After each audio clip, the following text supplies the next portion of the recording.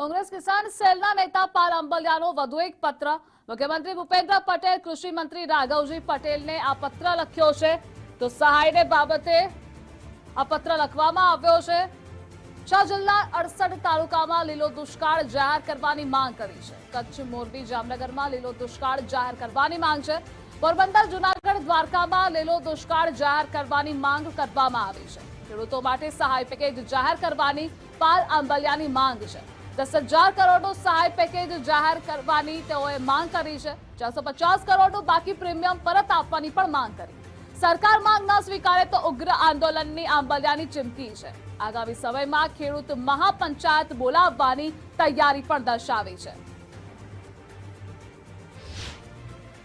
જે રીતે વરસાદ થયો છે એ રીતે ગુજરાતમાં 6 જિલ્લાઓ 68 તાલુકાઓ છાપરે ચડીને પોકારે છે કે લીલો દુષ્કાળ જાહેર કરો, લીલો દુષ્કાળ જાહેર કરો। પણ સરકારની જે નીતિ રીતિ રહી છે એ ઉદ્યોગકારો માલામાલ, ઉદ્યોગકારોને ઘીકેડા અને ખેડૂતોને વિકટ પરિસ્થિતિમાં પણ સરકાર આંખ બંધ કરી રહી છે। પુલ પણ બનાવતી નથી। ત્યારે આજે ગુજરાત કિસાન કોંગ્રેસ દ્વારા મુખ્યમંત્રી કૃષિ મંત્રીને પત્ર લખીને માંગ કરવામાં આવી છે કે ગુજરાતમાં લીલો દુષ્કાળ જાહેર કરવામાં આવે, ખેડૂતોને ચાલુ વર્ષનું પાક ધિરાણ છે એ માફ કરવામાં આવે, જમીન ધોવાણનું અલગથી વળતર આપવામાં આવે, પશુ સહાય આપવામાં આવે